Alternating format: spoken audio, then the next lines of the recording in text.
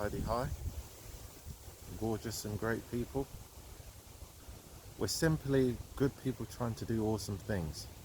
So let's cut to the chase. Today we're going to talk about how you deal with failure. You see, in life, as you well know, you're going to be faced with tumultuous adversity. You're going to have to pick yourself up, dust yourself off, and keep moving. We've walked how many miles now? 187. What day is this again? 13. Day 13. I just asked Shaheen here, how many days do we have left with the most mileage? He said 1 day, 27. I said, that's fine. Is it a week from now? 27. A week from now. 1 day. And then he just gave me some warnings. Oh, well, we've got to do another 27 further. So why didn't you just... Anyway, it doesn't really matter to me. Because in my personal life, in Shaheen's personal life, the amount of failure that we've had to deal with, the amount of times that these gentlemen have had to call people, law firms, businesses. How many calls have you done in one particular day? Forgotten that. We're talking about between 20 to 30 calls a day. No, no, no, no, no, no, no, no. No, no, no. But you still have to go on. You've seen the letters we've written to our MPs in the midst of the COVID-19. How many responses have you got? One. How many have you written? So 25 each. Roughly. More than that. Right, so there's 4 of us. 1. You've got to deal with failure. I remember the first time I tried programming. I was in Dominican Republic and I thought I was with the love of my life. I left the UK, sold everything. My car, everything. I bought a bike because I structured my future. I know it's going to be hard pushing. I thought the economy was going to crash back then. I already had food in my attic. I've shown the team this. When the COVID thing happened, I said, guys, sack off 2020. What did I say to you guys? Sack off 2020. I said, guys, there's one thing I know about the people of the UK, especially in the business world. They are lazy. They are absolutely lazy. Any excuse for a day off. You know that's true. Like, you love having your knees, you love having your leg up. You love convenience. And when we try to make things better for people with autism, autistic people, however way you want to phrase it, you're still uminanari. So anyway, when I started in Dominican Republic, I had an Instagram channel. I didn't know how to do video production. I learned very quickly. You have to be very resourceful. When your back's against a wall and your belly's hungry, it turns you into an animal.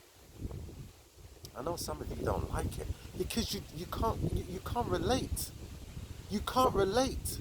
Some of the heart-wrenching stories that you're going to hear over the next coming weeks and months from people that have gone through hardship, you're not going to be able to relate because you live in a bubble. I don't live in a bubble. My whole body is scarred. I'm emotionally and mentally scarred. Yet I'm still here with this awesome individual. This man is one of the best people I have ever met. And I don't say that lightly. Thank you very much. Now, when I was in Dominican Republic, and I wasn't no longer a tourist, and I was living there, and the area that I was living in, there was machine gun fire every night. Possibility of someone coming in and shooting me and my missus and our family, and possibly doing all sorts of atrocities. It turns you into a different animal. When you try to reach out to your friends back home, because they're in relationships, you want to be in a relationship, and they are envious and jealous of you because you've left, and you try to call to say, hi, how are you doing? They don't want to hear it. You're abandoned. How do you deal with failure? You pick yourself and keep going. When I didn't have a direction, what I did have was my laptop.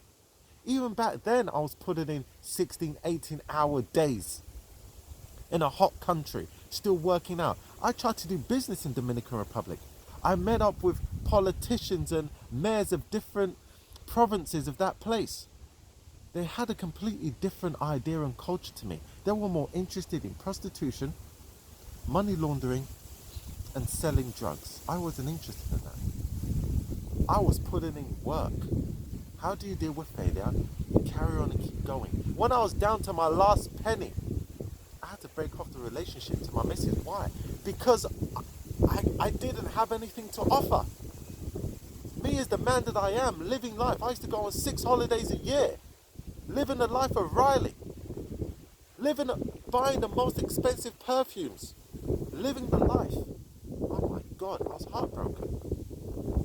I left. Got back to the UK. Not a penny on me. And started trying to buy businesses. I knew that there was something more. I knew I had to bring in value. So I stumbled upon predictive analytics. I tried PHP, the programming language. It was jargon to me. I tried Python. It was jargon to me. When I stumbled upon the R programming language, it felt like a duck on water. I was gliding. I felt like Jesus Christ. Hovering. Past the Loch Ness Monster. Hovering. I kept on going. When I got back to the UK, all of my friends, I got rid of them.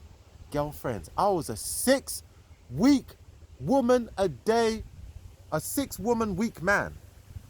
I was a bit of a womanizer. I had to get serious. I spent 16 to 18 to 20 hours a day trying to understand predictive analytics, machine learning and AI. When you fail, you keep failing, you keep getting up and going, keep dusting off and keep moving. You've got to move forwards. Now, we put a plan together to try to help autistic people because people thought I was a failure.